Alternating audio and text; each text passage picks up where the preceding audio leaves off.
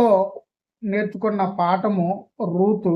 Ruth పాఠంలో కొన్ని విషయాలు మనం నేర్చుకోవడం జరిగింది. రూతు గ్రంథంలో ప్రధానంగా మనం చూసుకుంటే న్యాయాధిపతులు ఏలిన దినాల్లో రూతు గ్రంథము రాయబడిందని మనం ప్రస్తావించి ఉన్నాము. అట్లాగే రూతు ద్వారా యోషియా, దావీదు వచ్చి ఉన్నారనేసి మనం గతంలో చూసి ఉన్నాం.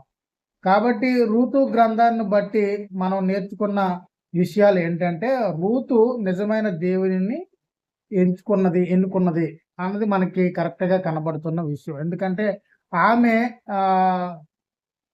మోయాబీయులైన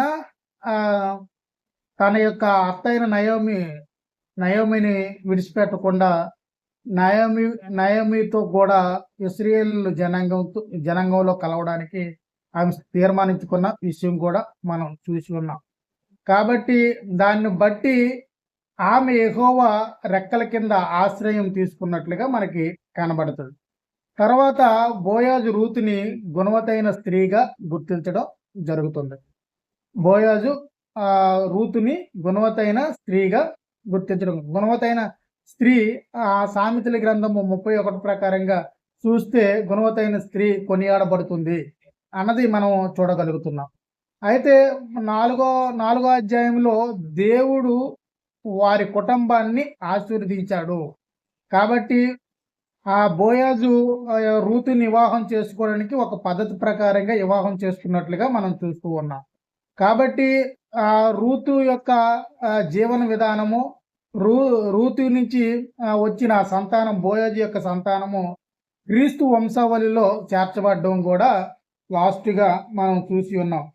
కాబట్టి ఆ రూతు విషయంలో నయోమి కూడా, వారి అత్త కూడా కొనియాడబడినట్లుగా మనం చూస్తూ ఉన్నాం. కాబట్టి ఈ యొక్క సంతానము 18వ వచనంలో, 4వ అధ్యాయం 18వ వచనంలో పేరేసు వంశము ఏదనగా, పేరేసు అంటే ఎవరు? పేరేసు ఎవరి యొక్క సంతానము అనేది మీకు గుర్తుందా? పేరేసు ఎవరి యొక్క సంతానం అనేది? యోధా కుమారుడు. యోధా తన యొక్క కోడలైన తామారికి పుట్టిన కుమారుడు. కాబట్టి వారు నీతిపరులై ఉన్నారనేది మనకి వాస్తవంగా చూడగలుగుతున్నాం. కాబట్టి యోధా అంటాడు, నాకంటే నీతిపరురాలు నా కోడలు అనేసి అని చెప్తాను. కాబట్టి ఆ నీతిపరుల వంశం నుంచి వచ్చిన వంశం అనేది పేరేసు వంశం అనేది మనకు అర్థమవుతుంది. పేరేసు తర్వాత ఆయన సంతానం నుంచి బోయాజు వచ్చి ఉన్నాడనేసి మనం చూస్తూ ఉన్నాం. బోయాజు నుంచి మనకి ఇప్పుడు బోయాజు నుంచి దావీదు కూడా వస్తాడని చూస్తూ ఉన్నాం. కాబట్టి దావీదు గురించి తెలుసుకోవాలంటే సమూయేలు గ్రంథాన్ని మనము చదవవలసిన అవసరం ఉంది. సమూయేలు గ్రంథంలో మనము నేర్చుకోవలసిన ముఖ్యమైన ఘట్టం ఏంటంటే చరిత్రలో మనం చూసుకుంటే న్యాయాధిపతి కాలం నుండి ఇశ్రాయేలు రాజ్య పరిపాలనకు మార్చిన కాలాన్ని మనము అర్థం చేసుకోవాలి. న్యాయాధిపతుల కాలం నుండి రాజుల కాలముకి ట్రాన్స్ఫర్ అవుతుంది ఇప్పుడు. కాబట్టి న్యాయాధిపతుల కాలంలో న్యాయాధిపతులు ఉండి వారి ప్రజలందరికీ కూడా న్యాయం తీర్చేవారు. కాబట్టి ఆ న్యాయాధిపతుల నుండి రాజుల కాలానికి ఎట్లా ఈ యొక్క మొత్తం చరిత్ర మారిందా అనేది ఇప్పుడు మనం చూద్దాం.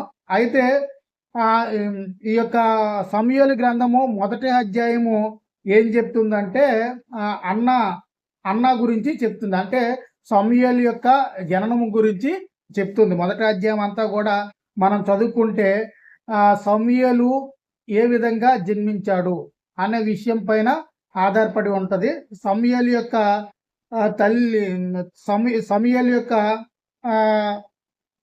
సమూయేలు యొక్క పుట్టుక ఎక్కడ జరిగింది అన్న దానిపైన మనకి చూపిస్తాం. కాబట్టి ఇప్పుడు యెహోవా మందిరం ఎక్కడ ఉంది? ఈ సమూయేలు కాలంలో యెహోవా మందిరము ఎక్కడ ఉందని మనం అనుకోవచ్చు. షిలోహులో యెహోవా మందిరము ఉంది. కాబట్టి సమూయేలు యొక్క తండ్రి ప్రతి ఒక్క సంవత్సరం కూడా ఈ శిలువ మందిరం దగ్గరికి వెళ్ళి తనకి మందిరంకి బలులు అర్పిస్తూ ఉన్నట్లుగా మనం చూస్తూ ఉన్నాం. కాబట్టి ప్రతి సంవత్సరం క్రమం తప్పకుండా బలులు అర్పించడానికి వెళ్తున్నట్లుగా చూస్తున్నాం. కాబట్టి సమూయేలు యొక్క తండ్రి పేరు ఎల్కానా. సమూయేలు యొక్క తండ్రి పేరు ఎల్కానా, తల్లి పేరు అన్న అనేది మనం చూస్తున్నాం. అయితే ఎల్కానాకి ఇద్దరు భార్యలు ఉన్నారు. రెండో వచనం చూడండి. ఎల్కానాకి ఇద్దరు భార్యలు ఉన్నారు. చదవండి ఎవరైనా. రెండో వచనం, సమూయేలు మొదటి గ్రంథము 2వ వచనం. అతనికి ఇద్దరు భార్యలు ఉండిరి. వీరిలో ఒక దాని పేరు అన్న, రెండవ దాని పేరు పెనీనా.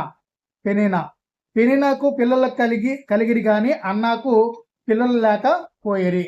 కాబట్టి అన్నాకి పిల్లలు లేరు. ఆమె గుడ్రాలుగా ఉంది. ఆమె ప్రతి సంవత్సరం కూడా దేవుని మందిరంకి వెళ్ళినప్పుడు చాలా దుఃఖపడుతూ ఉంది. ఎందుకంటే వాని యొక్క అన్న యొక్క దాన్ని ఏమంటారు, అన్న యొక్క దాన్ని యారాలు అంటాం కదా, యారాలు పెనీనా ప్రతిరోజు కూడా ఆమె దేవుని సన్నిధికి వెళ్ళినప్పుడు కూడా యాలన చేసినట్లుగా కనబడుతున్నట్లుగా చూస్తూ ఉన్నాం. కాబట్టి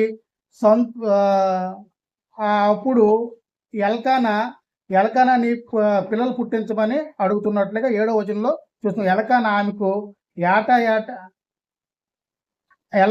ఆమెకు ఏటేటా ఆ రీతిగా చేయిచూ ఉండగా అన్న యెహోవా మందిరమునకు పోయినప్పుడల్లా అది ఆమెకి కోపం పుట్టించును గనుక ఆమె భోజనం చేయక ఏడ్చుచూ వచ్చింది. కాబట్టి అన్నకి పిల్లలు లేరు అనే విషయాన్ని ఇక్కడ మనం గమనించగలరు. కాబట్టి అన్నకి పిల్లలు లేకపోవడంతో యెహోవా మందిరానికి వెళ్ళడం అంటే ఆమెకి అసహ్యంగా కనిపిస్తున్నట్లుగా కనబడుతుంది. ఎందుకంటే ఎట్లాగంటే మనకి కూడా దేవుడు ఏ విధమైన సహాయ సహకారాలు అందించకపోయినా, లేకపోతే మనం కోరిన కోరికలు సఫలం కాకపోయినా మనం ఏం చేస్తామంటే దేవుని యొక్క మందిరానికి వెళ్ళడానికి నిరాకరించే విధానాన్ని మనం కూడా కలిగి ఉంటాం. అదే విధానాన్ని అన్న కూడా కలిగి ఉన్నట్లుగా మనం చూస్తూ ఉన్నాం. కాబట్టి ఈ వారు సిలువలో అన్నపానములు పుచ్చుకొని తర్వాత అన్న లేచి యాజకుడైన ఏలి ముందర స్తంభం దగ్గరనున్న ఆసనం మీద కూర్చుని ఉండగా బహు దుఃఖకాంతురాలై వచ్చి యెహోవా సన్నిధిని ప్రార్థన చేస్తూ బహుగా ఏడుస్తుందట. కాబట్టి పిల్లలు కావాలనే ఆశ కోసము ఆమె అన్న బహుగా దుఃఖించడం, బాధపడడం, యెహోవా మందిరికి వచ్చి ఏడడం చూడడంతో యెహోవా కూడా ఆమెకి సహాయం చేసి ఆమెను దర్శించినట్లుగా మనం చూస్తూ ఉన్నాం. కాబట్టి ఎల్కానా ఆ విషయంలో అన్న విషయంలో 16వ వచనంలో నీ సేవకురాలినైనా నన్ను పనికి మారిన దానిగా ఎంచవద్దు, అత్యంతమైన కోపకారణమును బట్టి బహుగా నిట్టూర్పులు విడుచుతూ నాలో నేను దీన్ని చెప్పుకొనుచున్నానంటిని. అంతటా ఏలి నీవు క్షేమంగా వెళ్ళుము, ఇశ్రాయేలు దేవునితో నీవు చేసుకొనిన మనవిని ఆయన దయచేయును గాక అని ఆమెతో చెప్పగా ఆమె వెంటనే ఆనందభరితురాలైపోయింది. 18వ వచనంలో ఆనందభరితురాలైపోయింది. ఎందుకంటే దేవుని సేవకుడు వెంటనే మాట చెప్పగానే ఆ మాట నెరవేరుస్తుంది అనే ఒక భరోసా అనేది ఆమెకి రావడము జరిగినట్లుగా మనం చూద్దాం. 18వ వచనం చూడండి. 18వ వచనంలో నీ సేవకురాలిని నేను నీ దృష్టికి కృపణొందుదును గాక అని అనిను. తర్వాత ఆ స్త్రీ తన దారిని వెళ్ళిపోయి భోజనం చేయొచ్చు నాటి నుండి దుఃఖముఖముగా ఉండట మానుకొనెను. ఎందుకంటే ఒక ధైర్యం అనేది ఆమెకు వచ్చింది. నాకు దేవుడు ఏలియా తన సేవకుడు ద్వారా పిల్లలు పుడతారనే ఒక అభయము ఇవ్వడం జరిగింది. కాబట్టి తప్పకుండా నా దేవుడు నాకు సహాయం చేస్తాడు, నాకున్న నిందను తీసివేస్తాడు, నాకు కంపల్సరీగా కుమారుని నాకు సంతానాన్ని దయచేస్తాడు అనే నమ్మకము ఆమెకు కలిగినట్లుగా చూస్తున్నాం. 22వ వచనంలో చూడండి. 22వ వచనంలో అయితే అన్న ఆమెకి పిల్లలు పుట్టినట్టుగా మనం చూస్తాం. 20వ వచనం చూడండి. 20వ వచనం, గనుక అన్న గర్భం ధరించి దినములు నిండినప్పుడు ఒక కుమారుని కని మీరు యెహోవాకు మొక్కుకొనిన వీనిని అప్పగించుకొనినని వానికి సమూయేలని పేరు పెట్టును. కాబట్టి ఆమె యొక్క ఏదైతే కోరిక, ఏదైతే ఆమె మొరపెట్టిందో ఆ మొరకి ప్రతిఫలము దేవుడు దయచేసినట్లుగా మనం చూస్తూ ఉన్నాం. కాబట్టి ఈ యొక్క సందర్భంగా 20వ వచనంలో సమూయేలు ఈ విధానంలో జన్మించినట్లుగా మనం చూస్తున్నాం. ఆ తర్వాత అన్న ఆయన పాలు విడిచి అంతవరకు కూడా యెహోవా మందిరానికి తీసుకువెళ్లకుండా పాలు విడిచిన తర్వాత యెహోవా మందిరానికి తీసుకుని వెళ్ళి, ఎందుకంటే ఆమె మొక్కుకున్న మొక్కుబడి ఏంటి అంటే, నాకు ఒక కుమారుని దయచేస్తే ఆయన్ని నీ కొరకు నేను ఇస్తాను అని చెప్పడంతో ఆ మాటకి కట్టుబడి 11వ వచనం చూడండి. ఎవరైనా 11వ వచనం చదవండి, చదవగలిగేవారు. 1వ అధ్యాయం 11వ వచనం. సైన్యములకు అధిపతి యెహోవా నీ సేవకురాలైన నాకు కలిగి ఉన్న శ్రమను చూసి నీ సేవకురాలైన నన్ను మరొక జ్ఞాపకం చేసుకొని నీ సేవకురాలైన నాకు మగపిల్లను దయచేసిన యెడల వారిని తల మీదకి సౌరూపు కత్తి ఎన్నటికి రానీయక వాడు బతుకు దినములన్నిటిను నేను వానిని యెహోవాకు నీకు అప్పగించునని మొక్కుబడి చేసుకొనెను. ఆమె యెహోవా సన్నిధిని ప్రార్థన చేయుచుండగా, అంటే ఆమె ఒక తీర్మానం చేసుకుంది, నా యొక్క నాకున్న ఆ యొక్క సమస్యను మీరు పరిష్కరిస్తే, నాకు కానీ మగ పిల్లవాడిని దయచేస్తే ఆ పిల్లవాడిని నీకు నేను అప్పగిస్తాను. ఆ పిల్లవాడు నాకు కాదు, నీ కోసమే నేను అప్పగిస్తాను. నా కోసం నేను కనట్లేదు. నా యొక్క సమస్య ఏంటంటే, నేను పిల్లలకు కన్నదానని గొడ్రాలని నాకు నింద వస్తుంది. ఆ నిందను తీసివేస్తే ఆ పిల్లవాడిని నువ్వు ఇచ్చిన వెంటనే నీకు నేను ఆ పిల్లవాడిని అప్పగించేస్తాను, నీ కొరకే నేను కంటాను అనే ఒక తీర్మానం చేసుకున్నట్లుగా మనం చూస్తాం. అందుకు అనుగుణంగానే పిల్లవాడు పుట్టినట్లుగా మనం చూస్తూ ఉన్నాం. ఆ పిల్లవాడికి సమూయేలు అని పేరు పెట్టినట్లుగా చూస్తూ ఉన్నాం. కాబట్టి వాక్యము 23వ వచనంలో నెరవేరినట్లుగా మనకి కనబడుతుంది. కాబట్టి ఆమె పెనిమిటి 23వ వచనం, 1వ అధ్యాయం 23వ వచనం. కాబట్టి ఆమె పెనిమిటి అయిన ఎల్కానా అది చేయము, నీవు వానికి పాలు మానిపించే వరకు నిలిచి ఉండము, యెహోవా తన వాక్యమును సిద్ధపరచును గాక అని ఆమెతో అనెను. అక్కడనే ఉండి తన కుమారుడికి పాలు మానిపించే వరకు అతన్ని పెంచుచుండెను. కాబట్టి పాలు మానించిన తర్వాత అతడు ఇంకా చిన్నవాడై ఉండగా ఆమె ఆ బాలుని ఎత్తుకొని 3 కోడులను తూముడు పిండిని దాక్షతీతులను తీసుకొని మందిరమునకు వచ్చెను. ఒకరు ఆ కోడను వధించి పిల్లవాడిని ఏలి యొద్దకు తీసుకొని వచ్చినప్పుడు ఆమె అతనితో ఇట్లనెను, నా ఏలినవాని ప్రాణం తోడు, నీ యొద్ద నిలిచి యెహోవాను ప్రార్థన చేసిన స్త్రీని నేనే. ఏలియాతో ఈ విషయం ఓకే రాములు గారు ఇక్కడ క్లియర్ గా చెప్తుంది. ఆమె ఎంత యథార్థవంతురాలు అనే విషయం ఇక్కడ మనకి కనబడుతుంది. ఎందుకంటే పాలు విడిచిన తర్వాత వెంటనే దేవుని యొక్క మందిరానికి తీసుకుని వచ్చిన తర్వాత ఏలియాని చూడగానే ఏలియా దగ్గర నేను ఒక దినాన కొన్ని సంవత్సరాల క్రితం నేను నీ సన్నిధిలో దుఃఖ కాంతురాలనై ఏడిశాను పిల్లలు కావాలనేసి. అప్పుడు మీరు నాకు దేవుని దగ్గర మీ దేవుని సన్నిధిలో మీరు నాకు పిల్లలు పుడతారని చెప్పడం జరిగింది. ఆ స్త్రీని, ఆ ప్రార్థన చేసిన స్త్రీని నేనే. ఈ బిడ్డను దయచేయమని యెహోవాతో నేను చేసిన మనవి ఆయన అనుగ్రహించును. కాబట్టి దేవుడు నా యొక్క మనవిని అనుగ్రహించాడు. కాబట్టి నేను ఒక నిర్ణయం తీసుకున్నాను. ఆ రోజే నాకు ఎప్పుడైతే మగపిల్లవాడు పుడతాడో వాడిని నీకు మళ్ళీ దేవునికే ఇస్తానని చెప్పి ఉన్నాను. కాబట్టి ఈ యొక్క కుమారుని దేవునికి ప్రతిష్ఠించమని చెప్పినట్లుగా మనం చూస్తాం. కాబట్టి నేను ఆ బిడ్డను యెహోవాకు ప్రతిష్ఠించుచున్నాను. తాను బతుకు దినములన్నిటినూ వాడు యెహోవా ప్రతిష్ఠుడని చెప్పెను. అప్పుడు వాడు యెహోవాకు అక్కడనే మొక్కెను. కాబట్టి వెంటనే దేవునికి ఇస్తానని చెప్పింది కాబట్టి దేవునికి ఇవ్వవలసిన భాగాన్ని దేవునికి ఇస్తే దేవుడు ఇంకా ఆమెని ఆశీర్వదించినట్లుగా మనం చూస్తూ ఉన్నాం. కాబట్టి దేవుడు ఆమెను ఇంకా బహుగా ఆశీర్వదించినట్లుగా మనం చూస్తున్నాం. 20వ వచనం చూడండి. 2వ అధ్యాయము 18 నుంచి చూడండి. 2వ అధ్యాయం 18 నుంచి ఎవరైనా చదవగలిగితే చదవచ్చు, లేకపోతే నేను చదువుతాను.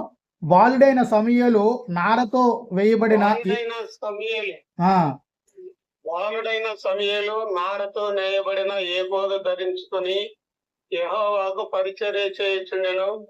వాని తల్లి వానికి చిన్న అంగి ఒకటి కుట్టి ఉమ్, ఏటేటా బలి అర్పించుటకు తన పెనిమిటితో కూడా వచ్చినప్పుడు దాన్ని తెచ్చి వానికి ఇచ్చుచూ వచ్చెను. ఆ, యెహోవా సన్నిధిని మనవి చేసుకొనగా, నీకు దొరికిన ఈ సంతానమునకు ప్రతిగా యెహోవా నీకు సంతానమునిచ్చునుగాక అని ఉమ్. ఏలి ఎల్కనాను అతని భార్యను దీవించిన తరువాత వారి ఇంటికి వెళ్ళిరి. ఓకే యెహోవా అన్నాను దర్శింపగా ఆమె గర్భవతి 3 కుమారులను 2 కుమార్తెలను కనును. అయితే బాలుడొక సమూయేలు యెహోవా సన్నిధిని ఉండి ఎదుగుచుండెను. అయితే ఎల్కానా ఒకసారి ఆమెకి అభయం ఇచ్చినప్పుడు, ప్రార్థన చేసినప్పుడు ఆమెకి సమూయేలు ఒక్కడే పుట్టాడు. సమూయేలు గురించి ఆమె చేసుకున్న నిర్ణయాన్ని, ఆమె చేసుకున్న మొక్కుబడిని వెంటనే దేవునికి సమర్పించగానే దేవుడు మరొకసారి ఆమెకి ఆశీర్వాదము దయచేసినట్లుగా చూస్తున్నాం. ఎల్కానా మళ్ళీ ఆమె కోసం ప్రార్థన చేసి, ఎందుకంటే నీవు ఏదైతే తలిచావో ఆ తలిచిన దాన్ని నువ్వు నెరవేర్చావు కాబట్టి ఇప్పుడు నీ కుమారుడు అనబడడు కాబట్టి ఈ కుమారుడు సమూయేలు యెహోవాకే చెందినవాడు కాబట్టి ఈయనకు బదులుగా నీకు ఇంకా సంతానము దేవుడు దయచేస్తాడని ప్రార్థన చేయడంతో వెంటనే దీవులు అనేవి రావడం జరిగింది. ఎందుకంటే దేవుని కొరకు మనం ఉన్నప్పుడు దేవుడు మన కొరకు ఉంటాడనే విషయము మనం గమనించాలి. దేవుని కొరకు మనం ఏం చేయాలని నిర్ణయించుకుంటున్నామో అది చేసినప్పుడు దేవుడు మన కొరకు ఏం చేయాలనుకుంటాడో అది కంపల్సరీగా చేస్తాడనే ఇక్కడ వాస్తవాన్ని మనం ఎరగవలసిన అవసరము ఉంది. ఇంతవరకు కూడా సమూయేలు యొక్క జననం గురించి, సమూయేలు యెహోవా సన్నిధికి చేర్చబడము, సమూయేలు ఏలి యొక్క స్వాధీనంలో ఉండి దేవుని సన్నిధిలో ఎదుగుతుండడము మనం చూస్తూ ఉన్నాం. అయితే ఇక్కడ సమూయేలు కుమారులు 2 ఉన్నారు. ఏలీ కుమారులు 2 ఉన్నారు. ఏలీ కుమారులు వారు కూడా దేవుని సన్నిధిలో సేవ చేస్తూ ఉన్నారు, కానీ వారు దేవునికి ఇష్టమైన సేవ చేయలేని పరిస్థితి కనబడుతుంది. కాబట్టి ఇక్కడ ఎల్కానా రామాలో ఉన్నాడు, యెహోవా మందిరము సిలువలో ఉన్నది అన్నది విషయం గమనించుకోండి. ఎల్కానా రామాలో ఉన్నాడు, ఏలి సిలువలో ఉన్నాడు. కాబట్టి 12వ వచనం, 2వ అధ్యాయం 12వ వచనంలో ఏలి యొక్క కుమారుల యొక్క పరిస్థితిని గురించి మనం ఒకసారి ఆలోచిద్దాం. 12వ వచనం, 2వ అధ్యాయం 12వ వచనం, ఏలి కుమారులు యెహోవా చదవండి. ఏలీ కుమారులు యెహోవాను ఎరుగని వారై మిక్కిలి దుర్మార్గులై ఉండిరి. వీళ్ళు చూడండి, అంటే దైవజన్య యొక్క కుమారులు ఎంత దుర్మార్గులుగా, దైవజన్య యొక్క కుమారులు దేవుని సన్నిధిలో సేవ చేస్తున్నారు కాబట్టి నిజంగా వాస్తవంగా చూస్తే దేవుని యందు భయభక్తులు కలిగి తన యొక్క తండ్రి యొక్క మార్గంలో వాళ్ళు అనుసరించి జీవించవలసిన అవసరం ఉంది. కానీ వారు అట్లాగా వారి యొక్క జీవితాన్ని అట్లా కట్టుకోలేదనేసి మనం అర్థం చేసుకోగలుగుతాం. కాబట్టి ఏలి యొక్క ఇద్దరు కుమారులు ఎవరు? ఏలి యొక్క 2 కుమారులు హోఫ్నీ, ఫీనెహాస్. ఓకే, 1వ అధ్యాయం 3వ వచనం చదవండి. 1వ అధ్యాయం 3వ వచనం. ఇతడు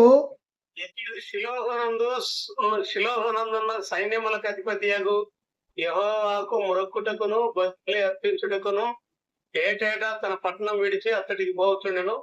ఆ కాలమున ఏలి యొక్క 2 కుమారులకు హోఫ్నీ, ఫీనెహాసులు యెహోవాకు యాజకులుగా నుండిరి. ఓకే, ఇక్కడ ఇది మన ఎల్కానా గారు బలులు అర్పించేటప్పుడు, ఏటేటా బలులు అర్పించేటప్పుడు అక్కడ ఏలి యాజకుడిగా ఉంటూ ఇద్దరు కుమారులు కూడా యాజకులుగా ఉండిరి అని మనం చూస్తున్నాం. కాబట్టి వీళ్ళు యాజకత్వాన్ని చేస్తున్నారు, దేవుని పని చేస్తున్నారు, దేవుని పనికి నమ్మకమైన వారిగా వీళ్ళు ఉండవలసిన అవసరం ఉంది. కానీ వాళ్ళు ఏం చేస్తున్నారంటే దేవుని దృష్టికి వ్యతిరేకంగా ఎలాంటి దుర్మార్గత వారిలో ఉంది అన్నదాన్ని మనం చూసుకుంటే, జనుల విషయమై యాజకులు చేయిచూ వచ్చిన పని ఏమనగా, జనుల విషయంలో ఆ యొక్క ప్రజల యొక్క విషయంలో ఈ యొక్క యాజకులు చేయవలసిన పని ఏదనగా, ఎవడైనను బలి పశువును వధించిన మిమ్మట మాంసం ఉడుకుచుండగా యాజకుని వారు 3 ముండ్ల గల కొంకెను తీసుకొని వచ్చి బొరుసులో గాని, తపెల్లో గాని, గోనలో గాని, కొండలో గాని అది గుచ్చినప్పుడు ఆ కొంకు చేత బయటికి వచ్చిందంతయు యాజకుడు తన కొరకు తీసుకొనెను. ఇది అంటే ఈ యొక్క బలులకు సంబంధించిన ఆ యొక్క మాంసాన్ని వండినప్పుడు వారు యాజకుడికి ఇవ్వవలసిన భాగం ఏంటి అనే విషయాన్ని 14వ వచనంలో చెప్తున్నాం. షిలోకు వచ్చు ఇశ్రాయేలీయులందరూ కూడా వీరు విలాగు చేయుచూ వచ్చిరి. ఇదియుగాక వారు కొవ్వును దహింపక మునిపే యాజకుని పనివాడు వచ్చి బలి పశువును వధించు వానితో యాజకునికి వడ్డించుటకై మాంసమిమ్ము, ఉడకబెట్టిన మాంసము అప్పుడు అతడు నీ వద్ద తీసుకొనడు, పచ్చి మాంసమే కావాలని చెప్పుచూ వచ్చినాం. కానీ ఇక్కడ ఉడకబెట్టిన మాంసము యాజకులు తీసుకోవాలి. కానీ ఇక్కడ వీళ్ళు చేసిన అన్యాయం ఏంటంటే, ఉడకబెట్టకుండా పచ్చి మాంసాన్నే బలి అర్పించినప్పుడే వెంటనే పచ్చి మాంసాన్ని అడిగే విధానంలో చూస్తూ ఉన్నారు. కాబట్టి ఆ కొవ్వుని ఏం చేయాలి? నిజంగా వాస్తవంగా అయితే దహనం చేయాలి. దహనం చేయవలసిన భాగాన్ని కూడా వీళ్ళు తీసుకున్నట్లుగా చేసుకున్నారు. ఈ విధానంలో దేవునికి వ్యతిరేకంగా ఉన్నట్లుగా చూస్తూ ఉన్నారు. అట్లాగే ఆ క్షణమందే వారు కొవ్వును దహిస్తురు. ఆ తర్వాత నీ మనసుకు వచ్చిన మట్టుకు తీసుకొని వచ్చినని వానితో ఆ మనిషి చెప్పిన యెడల అలాగవద్దు. అంటే అక్కడ దహన బలి అర్పించే వాళ్ళు ఏమంటున్నారంటే, మేము అర్పించిన తర్వాత కొవ్వునంతను వేరు చేసి మీకు ఉడికిన మాంసాన్ని కంపల్సరీగా ఇస్తాము అంటే, వాళ్ళు అలా వద్దు, మా యాజకులు అలా తీసుకోరు, పచ్చి మాంసాన్ని తీసుకుంటారు అనేసి దేవునికి వ్యతిరేకంగా దహన బలుల్లో కూడా అతిక్రమాన్ని అనుసరించేటట్లుగా ఇక్కడ మనం చూస్తున్నాం. 17వ వచనంలో వారు ఎట్లా ఉన్నారంటే, అందువలన జనులు యెహోవాకు నైవేద్యము చేయుటయందు అసహ్యపడుటకు ఆ యవ్వనులు కారణమయ్యిరి. అంటే దేవునికి నైవేద్యం ఇవ్వడానికి కూడా, దేవునికి బలులు ఇవ్వడానికి కూడా ఎవరు రాకుండా ఉండాలనేసి ఆలోచిస్తారు. ఎందుకంటే దేవునికి సరైన విధానంలో మనము మన యొక్క బలి అర్పణలు అర్పించలేకపోతున్నాము. అక్కడున్న ఏలీ యొక్క 2 కుమారులు కూడా యాజకులుగా ఉన్నారు. వారు దేవుని దృష్టికి దుర్మార్గులుగా ఉన్నారు. దేవునికి చేయవలసిన విధానంలో దహన బలులు అర్పించకుండా చేస్తూ ఉన్నారు. కాబట్టి ఇది మేము ఆ దేవుని సన్నిధికి వెళ్ళి స్వేచ్ఛగా బలులు అర్పించాలన్నా అక్కడున్న యాజకులు స్వేచ్ఛగా మమ్మల్ని దేవుని సన్నిధిలో బలి అర్పించకుండా మేము దేవునికి విరోధంగా బలులు అర్పించేటట్లుగా వారు తయారు చేస్తున్నారు. కాబట్టి మేము బలులు అర్పించితే ఏంటి, అర్పించకపోతే ఏంటి, మేము నైవేద్యం ఇస్తే ఏంటి, ఇవ్వకపోతే ఏంటి? ఎందుకంటే అక్కడ దేవునికి వ్యతిరేకంగా యాజకులు పనిచేస్తూ ఉన్నారు. కాబట్టి ఆ యాజకులతో కూడా మేము కూడా పాపులమయ్యే అవకాశం ఉంటుందనే ఆలోచనతో వారు నైవేద్యము చేయుటయందు కూడా అసహ్యము పడ్డారంట. అంటే నైవేద్యం చేయడానికి కూడా ఇష్టపడలేదు. దానికి కారణం ఎవరు? ఆ యవనులైన 2 ఏలీ యొక్క కుమారులు. కనుక వారి పాపము యెహోవా సన్నిధిని బహు గొప్పది అయిపోయిందట. వారి పాపము బహు గొప్పది అయిపోయిందట. అదే కాకుండా ఆ యొక్క పాపమే కాకుండా ఏలీ వృద్ధుడైపోయాడు, చాలా ముసలివాడు అయిపోయాడు ఈ దినాల్లో. కాబట్టి ముసలివాడు అయిపోయిన తర్వాత ఇశ్రాయేలుకు తన కుమారులు చేసిన ఆ కార్యక్రమాలన్నింటినీ కూడా వారి ప్రత్యక్ష గుడారం యొక్క ద్వారం దగ్గర సేవ చేయుటకు వచ్చిన స్త్రీలను చేయనిస్తున్నారన్న మాట కూడా ఏలీకి చెప్పారట. ఏలీకి చెప్పిన వీళ్ళు ఎంత దుర్మార్గులు అంటే, యెహోవా ప్రత్యక్ష గుడారం దగ్గర సేవ చేయడానికి మహిళలు ఉన్నారు అనే విషయం మనం గమనించాలి. మహిళలకు ఎలాంటి పనులు ఉంటాయి అన్నదాన్ని రాబోయే దినాల్లో చూసుకుంటాం. కానీ దేవుని యొక్క మందిరంలో స్త్రీలు పనిచేసి ఉన్నారు కాబట్టి ఆ పని చేయడానికి వచ్చిన స్త్రీలతో వీళ్ళు దుర్మార్గం తట్టిన వాళ్ళతో వ్యభిచారం చేసినట్లుగా మనం చూస్తూ ఉన్నాం. కాబట్టి వాళ్ళు ఇంకా భయంకరమైన చెడ్డ కార్యాలు చేస్తూ ఉన్నారని ఏలియాకి ఈ యొక్క విషయాలన్నీ కూడా ఇశ్రాయేలు చెప్పారు. చెప్పినప్పుడు 23వ వచనం చదవండి.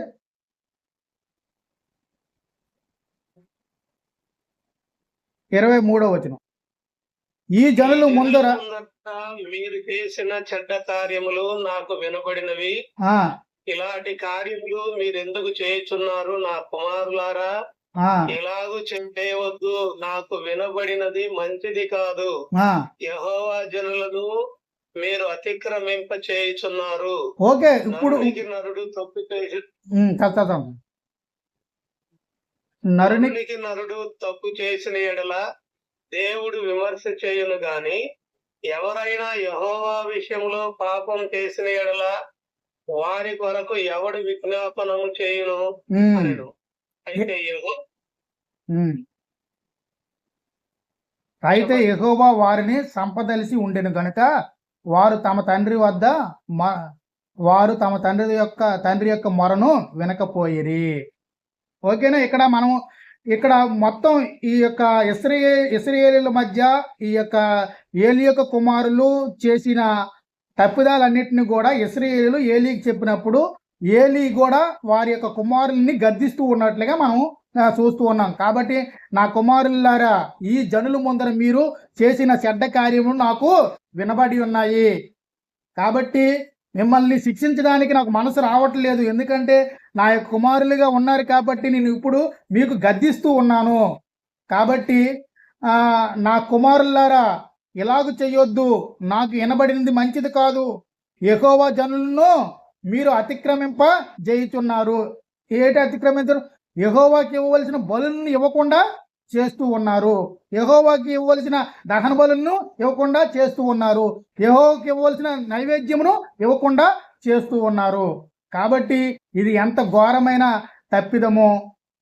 కాబట్టి ఇది మీరు నరునికి నరుడు తప్పు చేసిన ఎడల దేవుడు విమర్శ చేయను కానీ మీ ఎవరైనాను యెహోవా విషయంలో పాపం చేసిన ఎడల వాని కొరకు ఎవడు విజ్ఞాపన చేయను? నేను కూడా విజ్ఞాపన చేయడానికి అర్హుడిని కాలేకపోతున్నాను. మీరు యెహోవా దృష్టికే పాపం చేస్తున్నారు. యెహోవాకి సన్నిధిలోనే మీరు పాపం చేస్తున్నారు. యెహోవాకి విరోధంగా మీరు తప్పిదాలు చేస్తూ ఉన్నారు. ఇప్పుడు నేను మీకోసం విజ్ఞాపన చేయడానికి అర్హుడిని కాదు అనే విషయాన్ని కూడా స్పష్టంగా తెలియజేస్తూ ఉన్నట్లుగా చూస్తున్నాం. కాబట్టి కుమారుల్ని గద్దించిన వారు వినకపోయిన స్వభావాన్ని మనం చూస్తూ ఉన్నాం. కాబట్టి ఎందుకు వినట్లేదు? వాళ్ళు ముందుగానే దేవుడు వారిని చంపాలనే ఉద్దేశం కలిగి ఉన్నాడు. కాబట్టి వాళ్ళు మొరపెట్టి దేవుని వద్దకు తిరగడానికి కూడా వారి పాపములు వారిని తిరగకుండా చేస్తున్నట్లుగా మనం చూస్తాం. వారు తమ తండ్రి యొక్క మొరను వినకపోయేరి. వారు కుమారుల దగ్గర తండ్రి మొరపెట్టుకుంటున్నాడట, బాబు మీరు అలా చేయకండి, మీ మీద యెహోవా కోపము రగులుకుంటుంది, కాబట్టి ఇది పాపము అని యాజకుడైన ఏలీ చెప్పినా వాళ్ళు వినలేని పరిస్థితి ఏర్పడుతుంది. వారి యొక్క దుర్మార్గతను బట్టి యెహోవా వారిని చంపాలని నిర్ణయం చేసుకున్నట్లుగా చూస్తున్నాం. అదే కోణంలో బాలుడైన సమూయేలు ఇంకను ఎదుగుచు యెహోవా దయందును మనుషుల దయందును వర్ధిల్లుచున్నట్లుగా మనం ఇక్కడ సమూయేలు యొక్క భాగంలో దేవుడు సమూయేలుని నియమించుకున్నాడు. కాబట్టి సమూయేలుకి కావలసిన జ్ఞానమును తెలివిని అంతటినీ కూడా దయచేస్తున్నాడు. దేవుని యొక్క దయను దయచేస్తున్నాడు. అట్లాగే మనుషుల యొక్క దయ కూడా సమూయేలు పైన ఉండేటట్లుగా దేవుడు చేస్తూ ఉన్నట్లుగా చూస్తున్నాం. అయితే ఏలీ యొక్క కుమారులు మాత్రము దేవుడు నాశనం చేయాలనేసి తీర్మానం చేసుకున్నాడు. దీన్ని బట్టి ఒక దైవజనుడు ఒక సువార్తికుడు ఏలీకి బుద్ధి చెప్పినట్లుగా ఇప్పుడు చూస్తాం. 27వ వచనంలో ఏలీకి బుద్ధి చెప్పినట్లుగా మనం చూస్తాం. 27వ వచనంలో ఏమని బుద్ధి చెప్తాడు ఏలీకి అన్నది మనం చూసుకుంటే 28వ వచనంలో అతడు నా ముందర ఏపోదును ధరించి నా బలిపీఠం మీద అర్పణమును ధూపమును అర్పించుటకే నాకు యాజకులగునట్లు ఇశ్రాయేలు గోత్రంలో నేను అతన్ని ఏర్పరచుకుంటుని ఇశ్రాయేలు అర్పించిన వామము వస్తువులన్నిటినీ నీ పితరుల్ని ఇంటి వారికి ఇచ్చితిని. కాబట్టి మిమ్మల్ని ఈ లేవి గోత్రాన్ని నేను నా స్వాస్థ్యంగా చేసుకున్నాను. మీరు నా యొక్క సేవ చేయడానికి నియమింపబడి ఉన్నారు.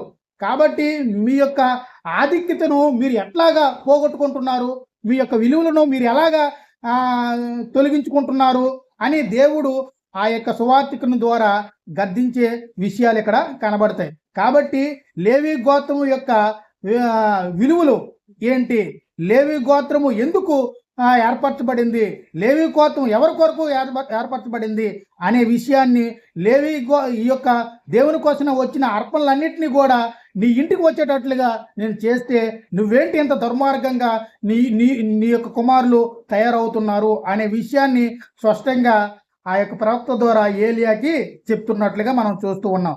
కాబట్టి నా నివాస స్థలమునకు నేను నిర్ణయించిన బలి నైవేద్యములను మీరెలాగా తురుకరిస్తూ ఉన్నారు, మిమ్మను కొవ్వు పెట్టుకొని జనులకు ఇశ్రాయేలు చేయు నైవేద్యంలో శ్రేష్ఠ భాగములు పట్టుకొనుచు నాకంటే నీ కుమారులు నీవు గొప్ప చేయ నీ కుమారులను గొప్ప చేయుచున్నావు. అంటే నన్ను గొప్ప చేయకుండా నీ కుమారుల్ని గొప్ప చేస్తున్నావు. వారిని గద్దించి వారిని శిక్షించవలసిన చర్యలు నువ్వెందుకు తీసుకోవడం లేదు? నీ ఇంటి వారును నీ పితరుని ఇంటి వారును నా సన్నిధిని యాజకత్వం జరిగించుదురని యెహోవా ఆజ్ఞ ఇచ్చి ఉన్నాను. ఇప్పుడు అది నా మనసుకు కేవలము అనుకూలమైనని ఇశ్రాయేలు దేవుడైన యెహోవా సెలవిచ్చి ఉన్నాడు. కావున యెహోవా వాక్కు ఇదే, నన్ను గణపరచు వారిని నేను గణపరచుదును, నన్ను తునికరించు వారిని నేను తునికరిస్తున్నాను. కాబట్టి మీరు నన్ను తునికరించారు, నీ కుమారులు నన్ను తునికరించారు, కాబట్టి వారిని చంపాలనే నిర్ణయము తీసుకున్నాను అని చెప్తే ఆలకించుము. 31వ వచనం చూడండి, శాపం ఎలాగ ఉంటుందో వారికి. ఆలకించుము. ఏలీకి శాప వచనాలు పలుకుతూ ఉన్నారు ఇక్కడ. ఆలకించుము, రాగల దినములలో నీ బలమును నీ పితరుని ఇంటి బలమును నేను తక్కువ చేతును, నీ ఇంటిని ముసలివాడు ఒక్కడును లేకపోవును. అంటే ముసలివాడు ఒక్కడు లేకపోయినంతే ఆ కుటుంబానికి సంబంధించిన మగవారు ఎవరు కూడా ఉండకుండా చేస్తానని దేవుడు చెప్తున్నట్లుగా మనం చూస్తూ ఉన్నాం.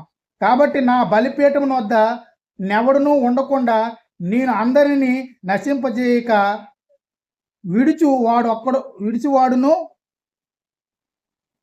చేశాక విడిచుచు వాడును గనుక అది నీ కన్నుల క్షీణించుటకును నీవు దుఃఖము చేత శ్రయమొగటుకును సాధనమగును. కాబట్టి నీ కన్నులు కనబడకుండా పోతాయి, నీవు దుఃఖం చేత నీవు దుఃఖించి నువ్వు నశించిపోతావని చెప్తున్నా. నీ సంతానం వారందరూ వయోకాలమందే మరణమందురు. నీ ఇద్దరు కుమారులైన ఓపుని పినియాసులకును సంభవమని నేను చెప్పిన దానికి నీకు సూచనగా ఉండును. కాబట్టి 35వ వచనం చదవండి. నమ్మకమైన ఒక యాజకుని నేను నియమించును, అతడు నా యోచనను బట్టి నా అనుకూలముగా యాజకత్వం జరిగించును, అతనికి నేను నమ్మకమైన సంతానం పుట్టించును, అతడు నా అభిషక్తుని సన్నిధిని ఎప్పటికీ యాజకత్వం జరిగించును.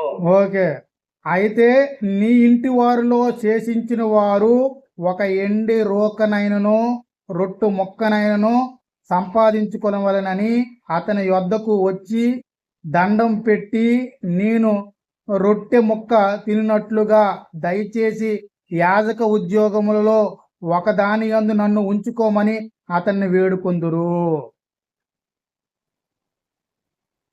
కాబట్టి ఇది యేసుక్రీస్తు గురించి చెప్పబడుతున్న ప్రస్తావమైనను ఇది సమూయేలు గురించి జరుగుతున్న విషయం అనేది చూడాలి.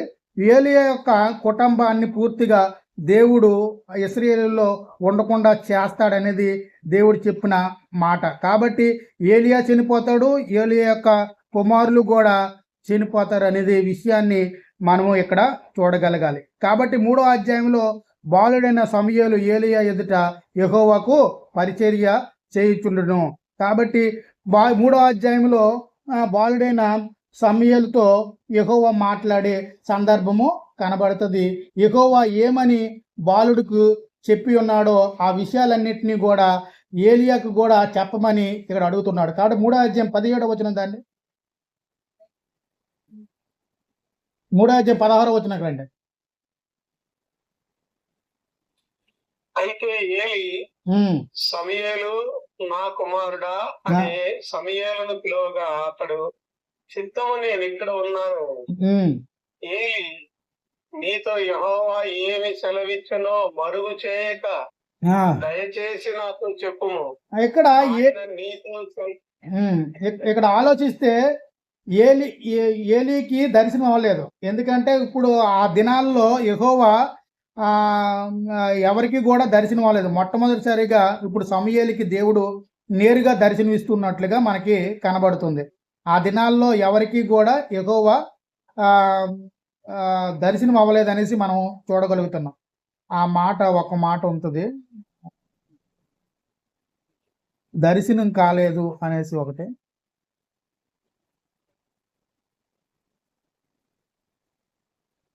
ఓకే, తరచుగా తటస్థించలేదు. 3వ అధ్యాయం 1వ వచనంలో చూసుకుంటే ఆ దినాల్లో యెహోవా వాక్కు ప్రత్యక్షమవట అరుదు, ప్రత్యక్షము తరచుగా తటస్థించలేదు. అంటే ఆ దినాల్లో యెహోవా డైరెక్ట్గా ఎవరితో కూడా మాట్లాడలేదు.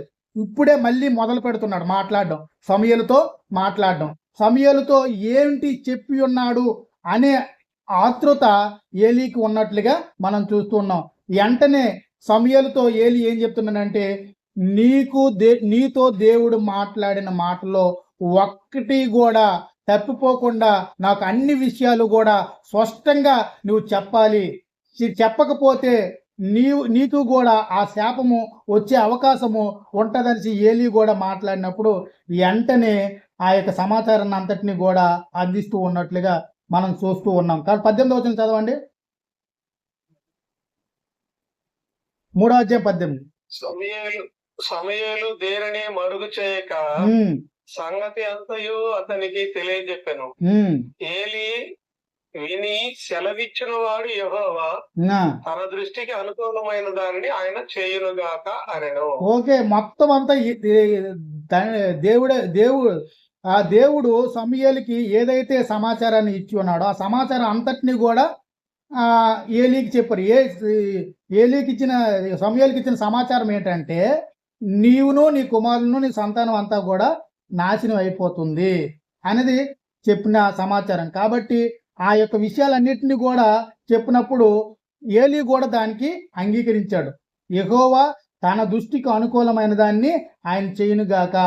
సమూయేలు పెద్దవాడు కాగా యెహోవా అతనికి తోడై ఉన్నందున అతని మాటల్లో ఏదియూ తప్పిపోలేదు. అతనికి ఇచ్చిన ప్రతి ఒక్క మాట కూడా నెరవేరుస్తూ ఉంది. కాబట్టి సమూయేలు యెహోవాకు ప్రవక్తగా స్థిరపడినని దాను మొదలుకొని బేసిరాబాద్ వరకు ఇశ్రాయేలు అందరూ కూడా తెలుసుకున్నారు. సిలువలో యెహోవా మరలా దర్శనమిస్తూ ఉన్నాడు. సిలువలో యెహోవా తన వాక్కు చేత సమూయేలుకు ప్రత్యక్షమగుచూ వచ్చును. సమూయేలు మాట ఇశ్రాయేలు అందరూ కూడా అందరిలో వెల్లడాయను. కానీ ఇప్పుడు యెహోవా మళ్ళీ మనుషులతో మాట్లాడడము ప్రారంభించినట్లుగా చూస్తున్నాం. ఇంతవరకు కూడా యెహోవా మనుషులతో మాట్లాడలేదనే విషయాన్ని అర్థం చేసుకుంటున్నా. ఇప్పుడు సమూయేలు నుంచి యెహోవా నేరుగా ప్రవక్తలతో మాట్లాడుతూ ఉన్నట్లుగా మనం చూస్తున్నాం. కాబట్టి ఇప్పుడు సమూయేలు ఈ యొక్క దినాల్లో దేవుడు సమూయేలుతో మాట్లాడుతున్నారనే విషయము ఆ యొక్క ఇశ్రాయేలు ప్రజలందరికీ కూడా తెలవడంతో మళ్ళీ దేవుడు మనకి మంచి చేసే అవకాశము ఉంటుంది అని ఆలోచించడం జరుగుతుంది. కాబట్టి ఇప్పుడు యుద్ధాలు 4వ అధ్యాయం నుంచి యుద్ధాలు ప్రారంభమవుతాయి. ఆ యుద్ధాలను గురించి మనం చూద్దాం. ఆ యుద్ధాల సందర్భంలో రాజును ఏర్పరచుకోవడానికి దేవుడు ఎట్లాంటి కాన్సెప్ట్ని చెప్తూ ఉన్నాడు. అట్లాగే ఇశ్రాయేలీయులు రాజుని ఏర్పరచుకోవడం తోడనే ఆ రాజుని నన్నే విడిచిపెట్టారు ఈ ప్రజలు అనే బాధపడే హృదయాన్ని కూడా మనం చూడగలుగుతున్నాం. కాబట్టి ఇంతవరకు మనం ఆలోచించే విషయాలు సమూయేలు జననము, ఏలీ యొక్క కుమారుల యొక్క పతనము, సమూయేలు యొక్క జననము, ఏలీ యొక్క కుమారుల యొక్క పతనము, అట్లాగే సమూయేలుని దేవుడు ఆశీర్వదించడము, సమూయేలుతో దేవుడు నేరుగా వచ్చి ప్రత్యేకంగా మాట్లాడడము, సమూయేలుకి చెప్పబడిన మాటల విషయంలో ఏలీ కూడా నీకు ఏం చెప్పాడు అనే విషయము తెలుసుకోవడానికి రావడము. అయితే ఏలీ కూడా దేవుని యొక్క చర్యలకి అనుకూలంగా లోబడి జీవించడం. కాబట్టి దేవునికి అనుకూలమైనది దేవుడు చేస్తాడు అనే నమ్మకత్వాన్ని కలిగి ఉండడం. అలాగే సమూయేలు ఆ యొక్క ఇశ్రాయేలు ప్రజల మధ్య ప్రవక్తగా స్థిరపడ్డము, అట్లాగే న్యాయాధిపతిగా స్థిరపడ్డము జరుగుతుంది. 4వ అధ్యాయం నుండి యుద్ధాలు జరుగుతాయి. యుద్ధాలు జరిగిన తర్వాత యుద్ధాల్లో ఎలాంటి పరిస్థితులు ఇశ్రాయేలీయులు ఎదుర్కొంటారు, తర్వాత ఏలీ యొక్క కుమారులు ఎలా చనిపోతారు, చనిపోయిన తర్వాత ఇశ్రాయేలీయులకి న్యాయం తీర్చడానికి రాజు కావాలని వారు ఏలీని కోరుకోవడం జరుగుతుంది. ఏలీని కాదు, 4వ అధ్యాయంలో సమూయేలు యొక్క కుమారులు కూడా చెడిపోయే స్థితిని మనం చూస్తాం. 4వ అధ్యాయంలో సమూయేలు యొక్క కుమారులు కూడా చెడిపోయిన స్థితిని కూడా మనం చూస్తాం. కాబట్టి సమూయేలు కుమారులు కూడా దేవుని దృష్టికి యథార్థంగా ఉండలేని పరిస్థితులు కూడా చూద్దాం. ఈ యొక్క విషయాలన్నీ కూడా రాబోయే దినాల్లో మనం మాట్లాడుకుందాం. ఇంతవరకు కూడా ఓపికతో ఉన్న మీ అందరికీ కూడా యేసుక్రీస్తు నామములో వందనాలు తెలియజేస్తాం.